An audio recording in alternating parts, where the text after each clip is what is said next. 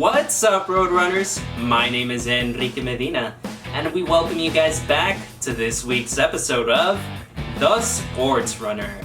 In this week's episode, we give you the latest on the return of this NBA superstar, more on the UEFA Champions League first leg of the semi-final round, more on MLB news, some pretty shocking MLB news at that, and also some of the best accomplishments from the season's first month. We also give you more news on the highly anticipated NFL draft and possibly the most shocking news from sports this week with the Aaron Rodgers situation in Green Bay.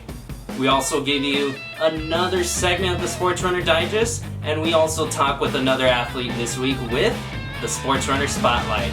We have this and more in this week's episode of The Sportsrunner. With that said, we begin our show with our weekly recaps with Sportsrunner Weekly. Justin, out to you with the latest on NBA news. My name is Justin Gomez, and this is your weekly NBA recap. First up, we have the Dallas Mavericks blowing out the Golden State Warriors 133-103. This is a prime example as to why the Golden State Warriors will not make it far this year, as Stephen Curry cannot do it all by himself.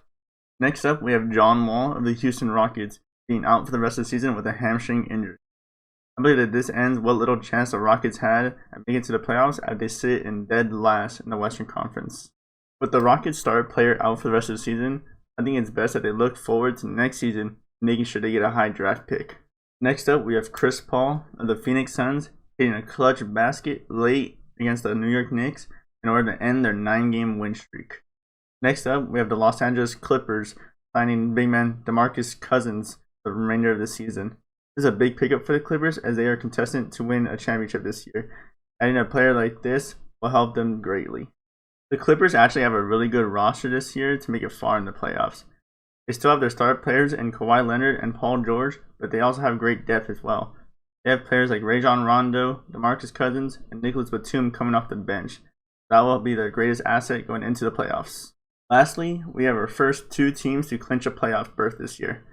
First up from the Eastern Conference, we have the Brooklyn Nets, and from the Western Conference, we have the Phoenix Suns. Now that these two teams have made the playoffs, I believe that it's important for the Brooklyn Nets to make sure that the chemistry gets right before the playoffs start, and that they keep their players healthy. For the Phoenix Suns, realistically, they just need to keep doing what they've been doing. Chris Paul has been a great leader for that team, and they've been looking great. Thank you, Justin, for the latest on NBA news. We now take things out to you, Fernando, with the latest on soccer news and the UEFA Champions League semifinal. Fernando, out to you. Hello, Roadrunners. My name is Fernando Ramos, and in this week's episode, we'll be covering the Champions League semifinals first leg. After a crazy couple weeks with the Super League, it seems like all football fans around the world can go back to their normal routine. The UEFA Champions League is still the greatest club competition in the world, and it has been proven this last week with these last 4 teams in the semifinals.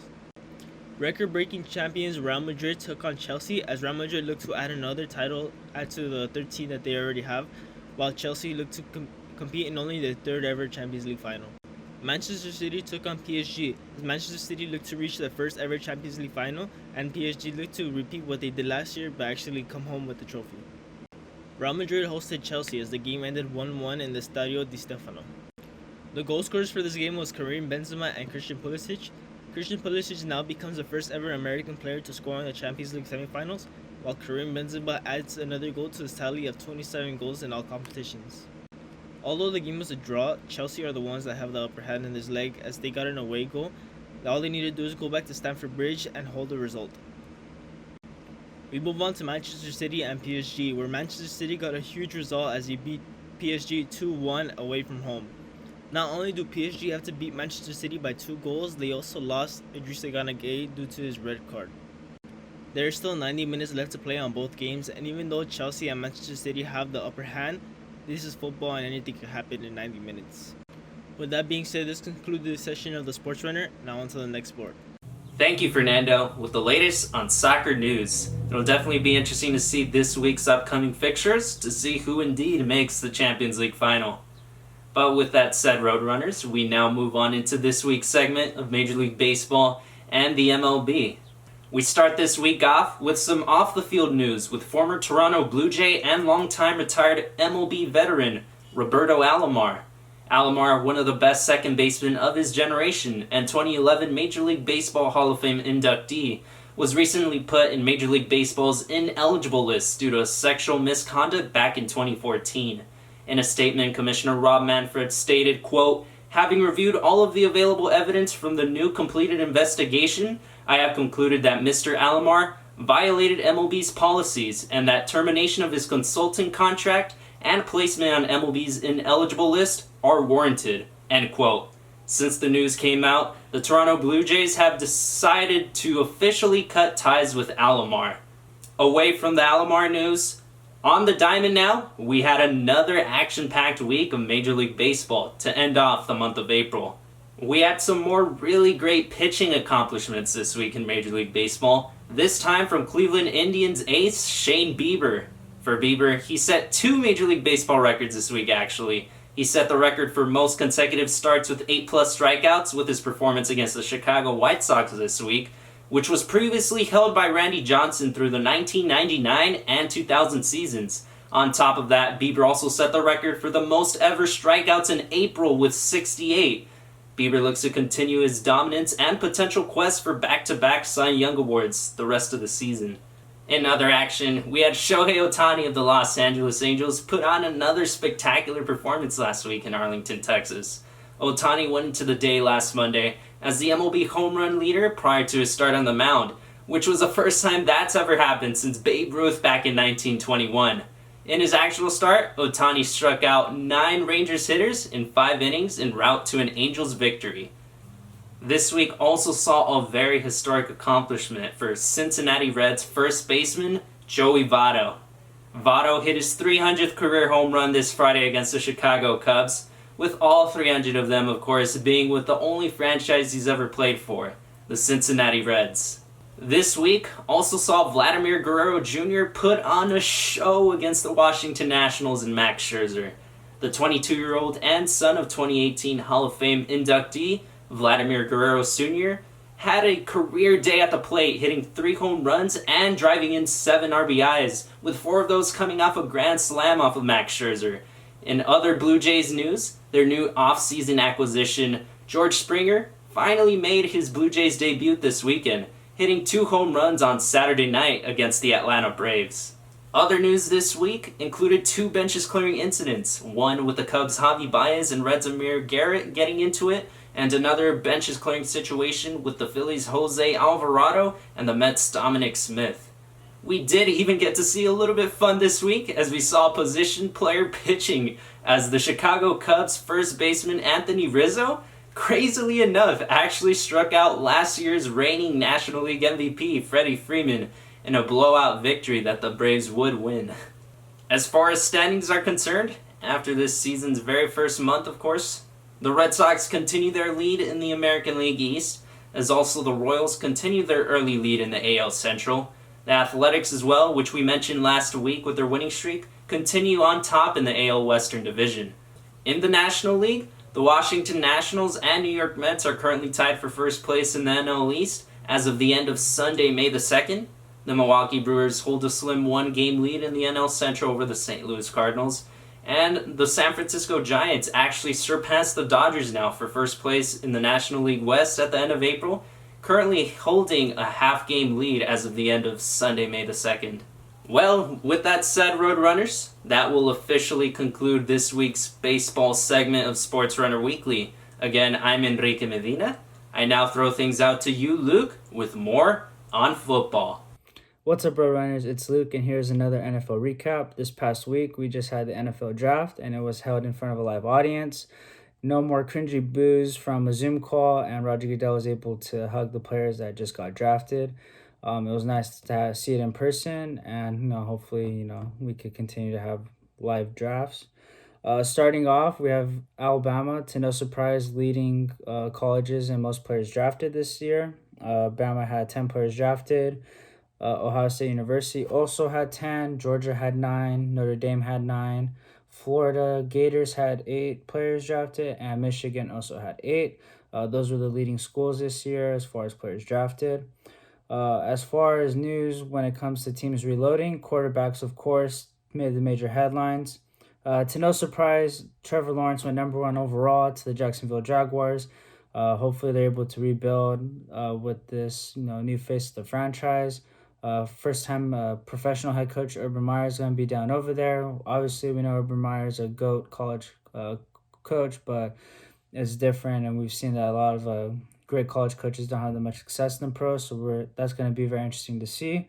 Next, we have Zach Wilson to the Jets. Feel pretty bad for him. Being a quarterback for the Jets is never a good thing. You may be blamed for losses that aren't entirely his fault, but hopefully he can make the best of the situation. And I know a lot of 49er fans are mad about this, but 49ers went ahead, traded up, and got quarterback Trey Lance from North Dakota State University. This guy's only had one full season of college football experience. Obviously, he's faced a lot of doubters saying that he doesn't have what it takes, enough experience to play in the pros, but Kyle Shanahan thinks otherwise. Potentially, the 49ers could have got offensive linemen, other offensive weapons, or help out their defense, but instead they went quarterback. That's no surprise since they were offering to trade Jimmy G. Not a very popular pick, but Kyle Shanahan thinks that Trey Lance could be the future, and Jimmy G might be on his way out. Next, we have Justin Fields. He gets drafted by the Chicago Bears. Obviously, a lot of Chicago fans are happy about this. After not drafting Patrick Mahomes and not drafting Deshaun Watson previous years, they finally got a really good quarterback. Hopefully, he's able to turn things around over there. Despite how bad the front office is and the coaching staff, Justin Fields wish him a lot of luck, and hopefully he's able to ball out for the Chicago Bears. And next, to no surprise, Bill Belichick pulls off another great, just still in the draft. He gets Mac Jones. Mac Jones, quarterback for Alabama. He wasn't never that special, but it wasn't until after the football season where people were really trying to say how much of a football IQ he has, how great he is at fundamentals. And, despite the criticisms that he may get, that he's not that flashy, that he's maybe not that good, of course, he goes to the hands of Bill Belichick, who could just make him the best quarterback possible. This may be good news for Patriots fans, but for Cam Newton, on the other hand, he might feel a little bit threatened. He did sign on to play for the team again. He has earned that leadership position and as a starting quarterback. So we're going to have to wait and see what goes on over there. So far, it seems like a lot of quarterback competition. Another quarterback controversy that just happened is Aaron Rodgers. Aaron Rodgers has been very vocal that he's not happy with the Packers at all. Already for 2 years in a row, last year they drafted Aaron Rodgers' replacement as a quarterback. This year they drafted a corner in the first round. Aaron Rodgers is not very happy about that. They refused to get offensive linemen, offensive weapons. He's Aaron Rodgers. He should have a say in what kind of players and positions they need filled, and they still don't do it.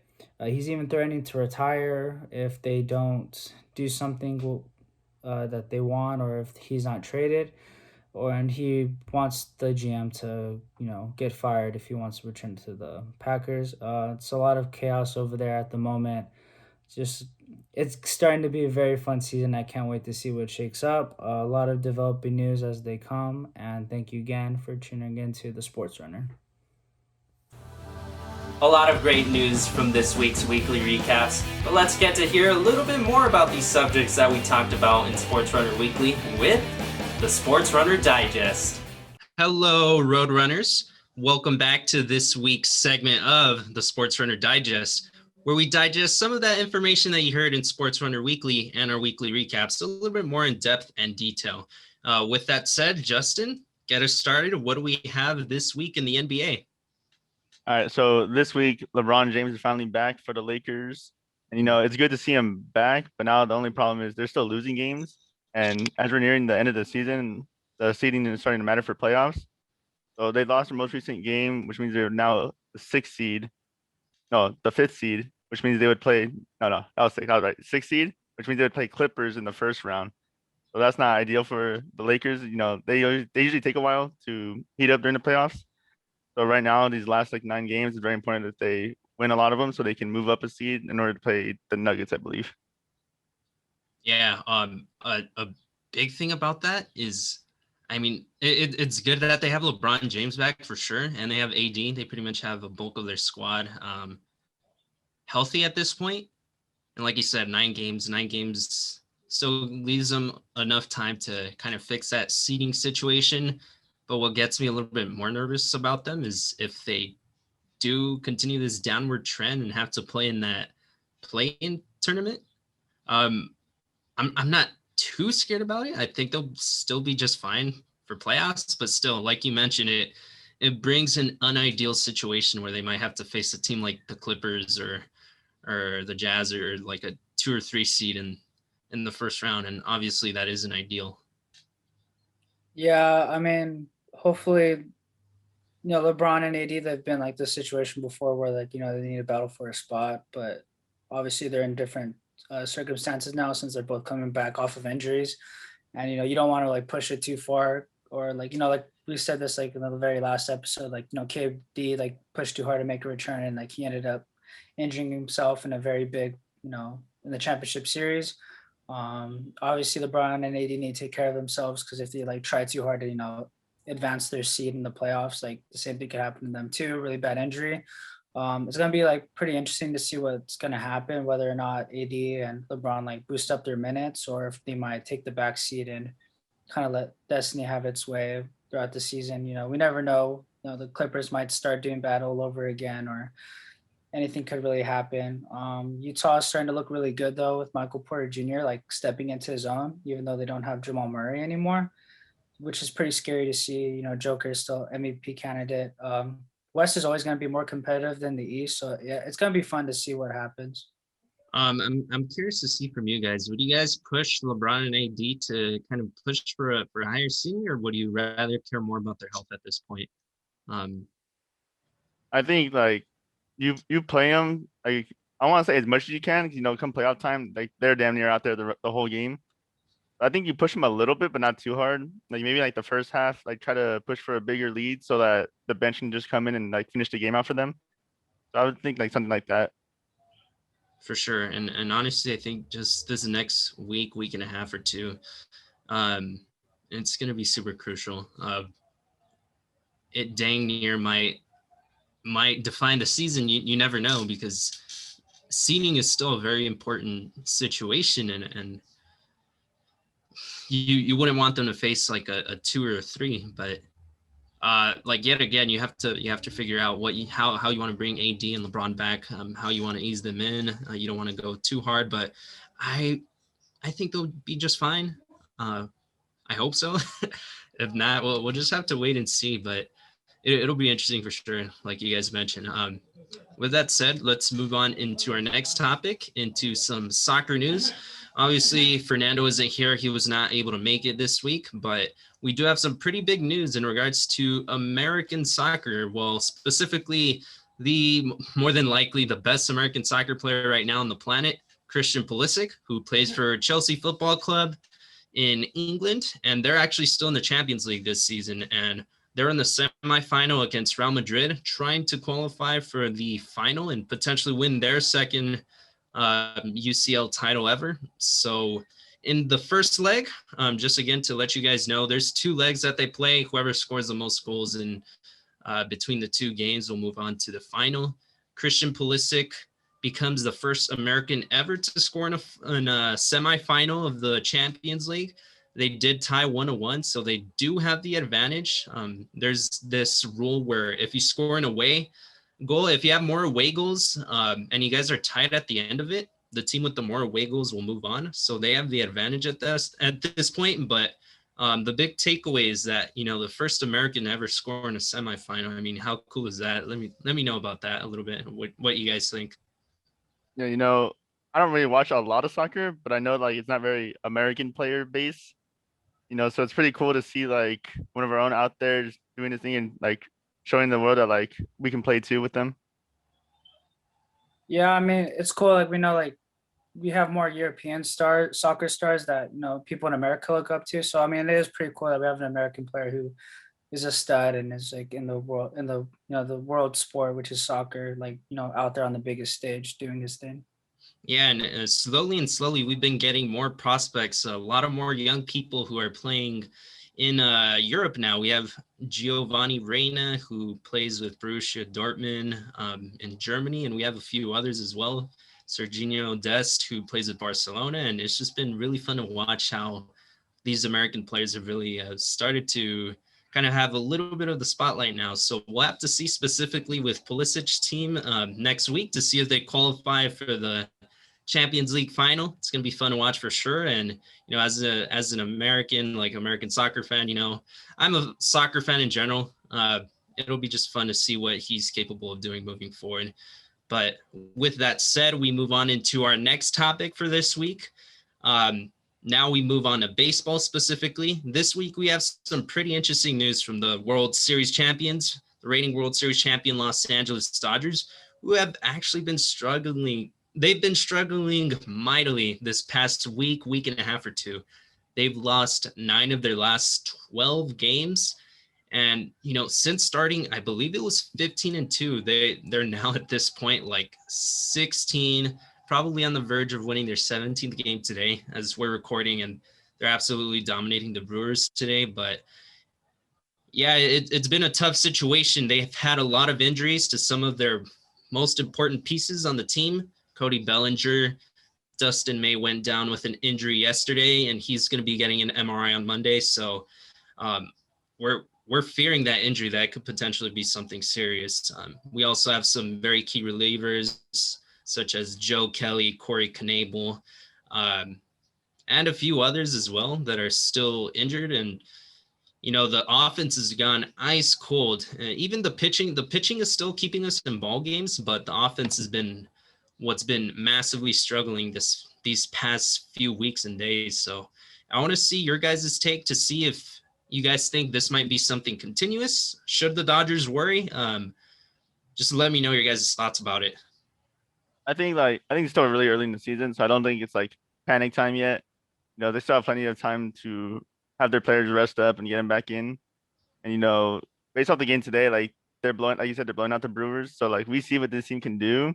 They just need to like become more consistent with it. Yeah, like Justin said, I mean, in baseball, it's a marathon, not a sprint.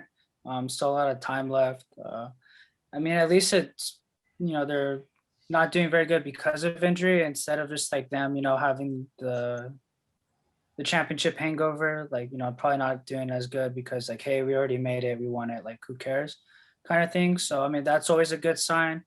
But yeah, like pitching, like Kershaw, Bauer, like they can't be carrying the whole time. And it does suck that a lot of the reserves are like down right now. Mm-hmm. But as long as it's just because it's injuries, you guys will be able to bounce back, just give those players necessary rest. And then the Dodgers will, eventually start going back on a hot win streak. Yeah. And I will keep in mind that the Padres and the Giants, they're actually like neck and neck. The Giants are in front of the Dodgers, I believe, at this point. But I mean, that's what starting 15-2 or 15-3, however much it was, helped out the Dodgers because they've been pretty bad recently, but they had such a large lead in the beginning that, they had room to work with. Slowly, they'll get some key pieces back and, just gain a little bit more consistency from what they've lost from like the first week or two. But I think the more worrisome part should be Dustin May because of how big a part to the team he is. But I mean, this team has that next man up mentality. So I think everybody else, they'll be prepared for whatever the situation is. And like you mentioned, Luke, it's a marathon. So I think there's still plenty of time left and they really shouldn't worry. But other than that, Luke, let's move on into the NFL now. I know we had some pretty big news with the draft and Aaron Rodgers. So let us know a little bit about that. Like to no surprise, quarterbacks dominated, the draft headlines. Trevor Lawrence, quarterback for Clemson, no surprise there, goes number 1 overall to the Jacksonville Jaguars. Justin Fields, Bears selected him. Fans feel pretty good about that. Past management, they skipped out on Deshaun Watson, Patrick Mahomes, and other notable quarterbacks. So they're very happy that they got, what could be an elite quarterback. Sadly for the BYU quarterback, he's going to the Jets. Never a good sign if you have to do that. Now he has, the savior title on him, which does suck. Mac Jones, to no surprise at all either, Patriots snag him up. This was a guy that was kind of slightly disrespected, saying that he was a Bama system quarterback. He's not very talented, even though he was starting to pick up steam throughout the offseason and on the way to the draft. Patriots pick him up. Bill Belichick is undoubtedly going to make him a stud and, ease him into the thing.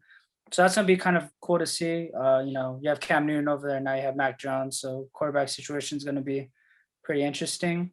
But Aaron Rodgers actually stole the show this week for the draft. So the Packers, they had the 29th pick in the first round, and they used it on a defensive player, which set off this everything. Aaron Rodgers is saying that he wants the GM fired. He's gonna retire if they don't trade him, and it's really blown up in the Packers' face. And also in the previous year, the Packers traded up for a very high pick in the first round, and they ended up drafting Aaron Rodgers' replacement instead of getting him another weapon. So after those events, in back-to-back drafts, Aaron Rodgers is pissed and wants out of Green Bay.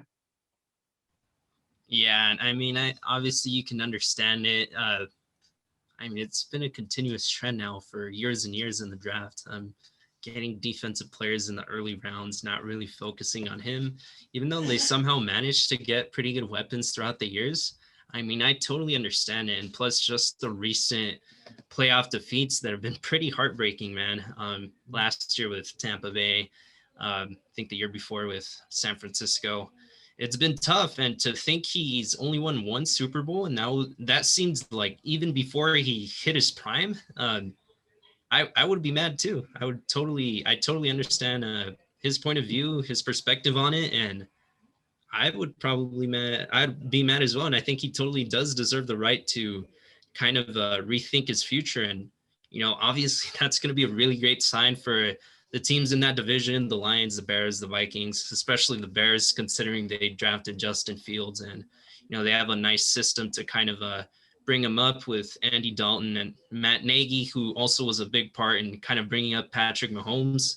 So it'll be good for that division for sure. And the NFC as a whole, if he does go to the AFC, because I've heard some rumors about some AFC teams being interested, but yeah, I think deservedly so. He should be mad with the Packers organization. Yeah, it's definitely frustrating, being a top caliber quarterback like how he is, and still not feel like he has the right people around him. Understandably, he knows he can win Super Bowl. He's done it before, but the team he's on just refuses to help him out. Yeah, I can see the frustration definitely. So it makes sense of why he would want out. Ultimately, do you think he gets moved this offseason, or what do you think is the fate of Aaron Rodgers' future? Personally, I think he's going to control his own destiny at this point. Head coach Matt LaFleur already said hey, I really don't want him to leave, but I really feel like years ago we hear about the fallout that he had with Mike McCarthy and them dissing each other behind the scenes. And now we go to Matt LaFleur, and they didn't have a very good relationship, and now they have a good one. But then he's already voiced his opinion on the GM, saying they haven't done anything to really help out him. I think he's ready to leave. I mean, if he does end up ultimately retiring, he's going to retire as one of the most special quarterbacks of all time. Not the GOAT, but definitely one of the best. But, I mean, if Green Bay could trade him, I don't see why not. You get a lot of draft capital out of him. Obviously he still has a lot of talent. He carried that team last season, which is why he won the NFL MVP. I think he's really going to control what's next. Yeah, and I ultimately see him getting traded, and it's crazy the fact that we've heard rumors both with him and Russell Wilson, and obviously Deshaun Watson. These are MVP caliber players that are in trade rumors constantly this offseason now. Aaron Rodgers, I ultimately think he'll get traded. I can't envision him retiring if he's still just one of, if not the best quarterback in the game right now. So I see him getting traded. Could be a bold take, might not be, just because of what the stance is at this point, but it'll be interesting to see moving forward. But other than that, do you guys have anything else to add? No? Well, other than that, Roadrunners, that'll conclude this week's segment of the Sportsrunner Digest. Again, I'm Enrique Medina, joined by Justin Gomez and Luke Perez. Thank you, guys. In this week's segment of the Sportsrunner Spotlight, we had the great opportunity to interview Dulce Ortiz of the Rio Hondo College softball team. We get to learn a little bit more about her story and her love for both softball and sports in general. Along with that, Dulce also gives us some insight on just returning back to practice finally, and also a little bit more about the recruitment process and how it was for her. Let's get to know a little bit more about Dulce in this week's segment of the Sportsrunner Spotlight. Hello, Roadrunners. We welcome you back to this week's segment of the Sportsrunner Spotlight. In this week's segment, we have Dulce Ortiz from the Rio Hondo College softball team. I actually had the pleasure to know Dulce since high school. Dulce, how are you doing today? Hi, I'm doing pretty well. Actually, a little worried for our season because we didn't get to have one really, and next season, hopefully, if we have one, it's going to be tough. We're going to have to put in a lot of work as a team so we could pull it together. For sure. And I know for you specifically, this is your first year at Rio Hondo College. And, we had the pandemic last year, and obviously it just messed up everything for all the sports and for so many people. I want to actually ask about that and specifically like your journey and how it is that you got into the Rio Hondo College softball program and the team. Actually, the softball coach at Santa Fe, before then, when I was in cross country and track. So I remember talking to you a little bit about how she wanted to recruit me back in high school, but the coaches never really let me play any other sport. So she was like, "Why not do it in college if you're not running or doing any other sport? Why not do softball?" So then I heard about the softball team in Rio Hondo. So the coach contacted the other coach. She gave me her information, and then that's when like we started talking, and she just said that to automatically join, and I was fine. I didn't need no say letters of recommendation or anything of that because I was a well recommended athlete from the softball coach at Santa Fe. Awesome. So specifically, you mentioned how you did run in high school at Santa Fe High School, of course. Um, so those were the people, your running coaches, that were kind of like preventing you from actually joining softball in high school a little bit. Yes, they were indeed because they were so worried that I would not focus specifically to the point where I would leave my team or I just wouldn't have time in general for them since I was the team captain for both. Mhm. And I know I was a big part of a team. It's not to brag or anything, but I was, really much needed in the team for being known as the fast one in my grade. Understandable, of course. Since this first year at Rio Hondo College, just recently things are getting a little bit more lenient as far as like guidelines and things like that. And I saw via the Rio Hondo College athletics Instagram that I believe it was either volleyball or soccer, and then you guys softball that started to go back on the field. I'm imagining to start training or just to start practicing a little bit. Tell me about that. What have you guys done since you guys have started to hit the field again? Actually, I do recall that it was soccer first, girls soccer, Mhm. that started training a little bit earlier than us. I'm not sure if it was planned or if it wasn't, but I mean, it is what it is, and good for them. I'm just glad that we have a release.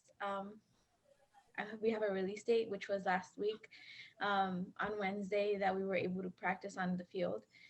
Obviously, with certain restrictions of 6 feet apart and all that stuff. Obviously, we're going to be separated.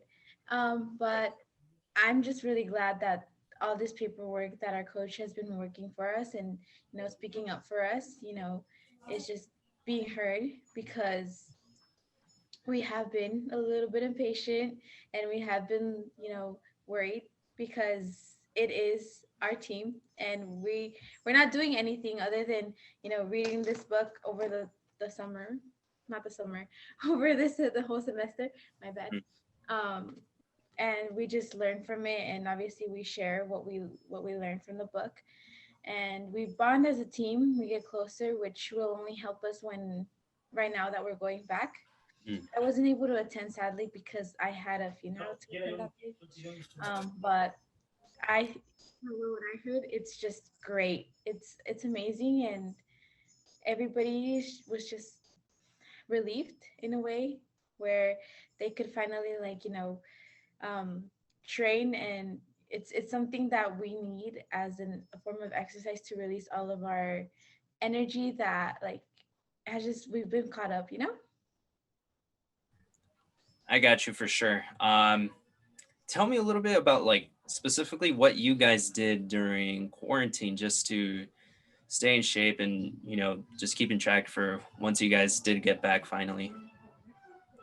Okay, so for the beginning, actually, we were training through Zoom. We had our cameras on as it is now.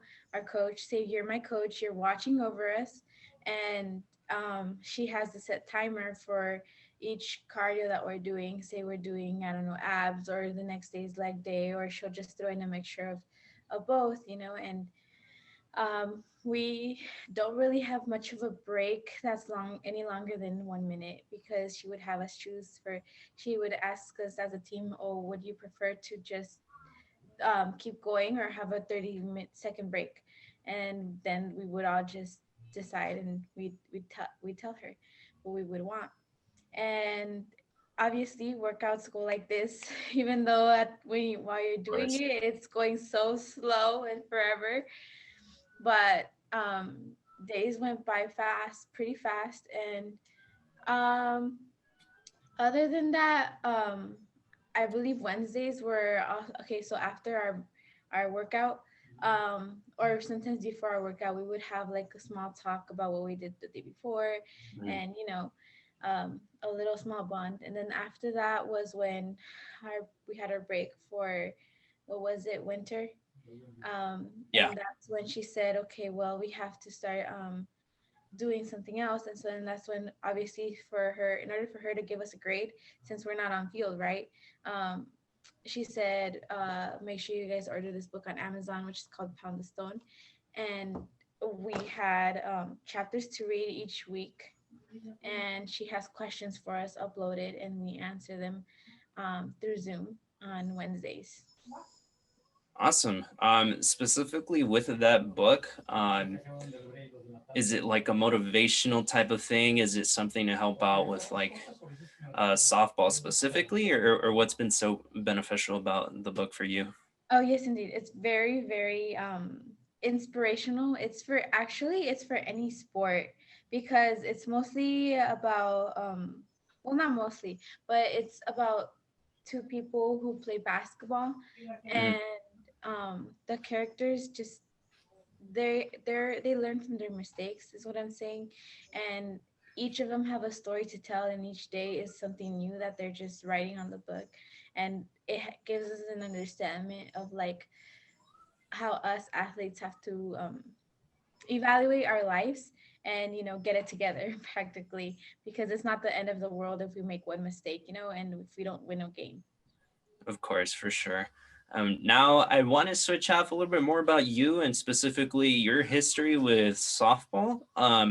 Let me know a little bit about that. What positions have you played in the past? Actually, I'm pretty sure I've gone through each single one of them, because it wasn't as a say it wasn't much com- competition that we had back then.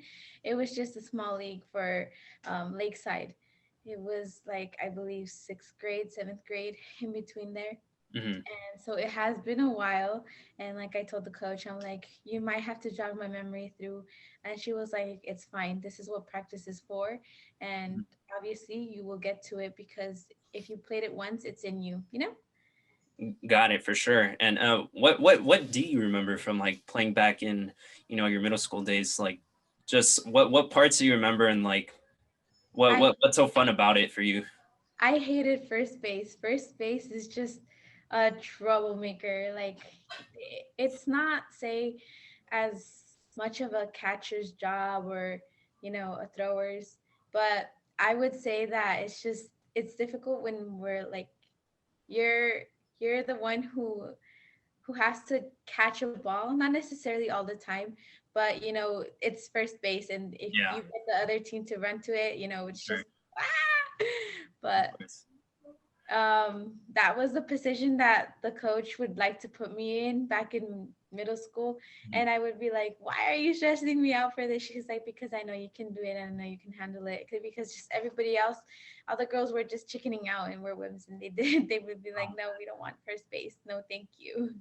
We don't want that type of reliance from the team, say we don't win a game, oh, it was first base's fault, or you know Yeah, got you. Um, has there been any talks about there being a season this year? If not, do you know at chance if there will be a season at least next year? I hope that for sure. We're counting on plans of like definitely next year, because this year is just it's just iffy. It's Or at least we will have a chance to practice together, and that will help us get better. If anything, for next year, hopefully, because then it would suck very much first year not having a season at all, and just so much time for not being in classes in general as well. I'm just bringing school in this a little bit, but I think it would have made a nice memory for me, to know the campus my first year, but yeah, it wasn't what I expected, but it is getting there. of course, for sure. But with that said, getting back on the field already, what do you look forward to the most? Just as you're getting back on the field. I feel like I honestly need to get back in shape, because I gained some weight, and it's not muscle weight, it's just weight in general. And you know, I feel like that's just my bad eating habits of like, oh, we're not working out, but at the same time my body was used to working out back then, and it still eats the same as it used to back then, and I feel like that just needs to stop, and I need to get training again, because I feel like that's going to hurt us a lot. That's going to hurt us if we don't get it together, but hopefully, like I said, with training, I feel like I would like to get some good hours in, and our practices is from 1 to 3, I believe. And of course, we have a certain time limit to be checked in and getting our temperatures taken and all of that stuff, and we have to be dismissed quickly if we don't want, or practice being canceled because we're there chatting. And no, it's just strictly to get to work and training. Got it, for sure. And I know you haven't really like gotten to talk with your teammates. Everything's been through camera, through Zoom. But now that you're getting back into the field, just tell me a little bit about just like how great that is to finally see them in person. I feel like we'll be a little excited at first to meet each other, oh, who is this, who is that, because over camera, I feel like all the girls are a little shy to talk or speak up.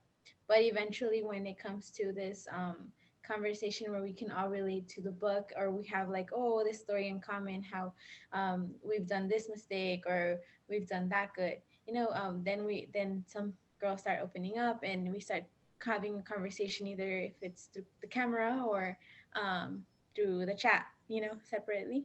Got it. But I feel like we will be open about everything, and we'll probably have like a 15-minute, like, time to like warm up, and eventually then we could just be probably talking. But after that, when it gets to like real training, then we don't seem to talk that much because we're focused. Got you, for sure. Well, I want to switch things now to something that I've done with other athletes that I've gotten the chance to interview. A little bit of a rapid fire type of question thing, just get to know just a little bit more about you in a different aspect, not in the softball aspect. Uh, Right. I mean, with that said, let's get straight into those rapid fire questions. First off, we have, what is your ideal pregame routine? Huh.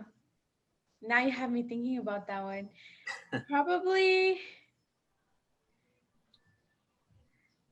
let's see, throw me a second one. I'll have to think about that one. For sure. As far as like music, what's your favorite music, just in general, and what's your favorite music as far as like getting you pumped up to, play in the field? Okay, for this one, I'd say Mexican type of music, I'm a little bit more of oldies, so like oldies and romantic. I'd say probably if they know Grupo Brindis or like Bronco, a mixture of Los Temerarios and all that stuff, just to get me relaxed and focused on what I want. Because I feel if like I'm a little too pumped, that would be like me getting on a game, and that's what practice is for, getting pumped for and ready for a game. But I feel like training is different for me in an aspect where I have to learn from it and I have to be relaxed, because I don't want to be too nervous for when it comes to games. Yeah. What specifically is your major, and like what are your career aspirations? My major is nursing, and my career aspirations is, I don't know, I'm barely learning for what exactly field I want to get in for nursing.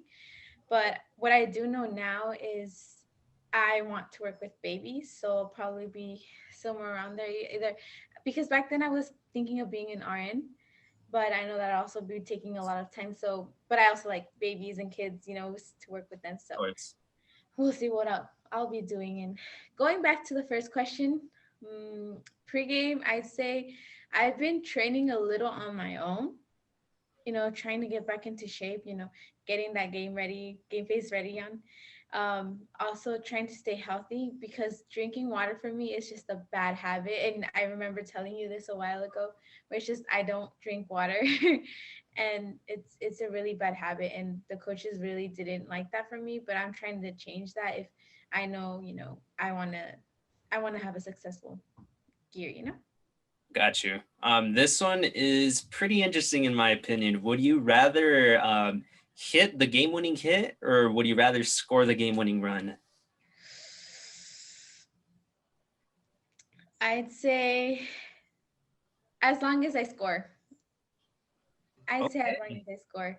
Because if I don't score, then I feel like what's the point of it? Interesting for sure. Well, other than that, thank you, Dulce, for coming on. That's going to conclude this week's segment of the Sportsrunner Spotlight. Again, I'm Enrique Medina.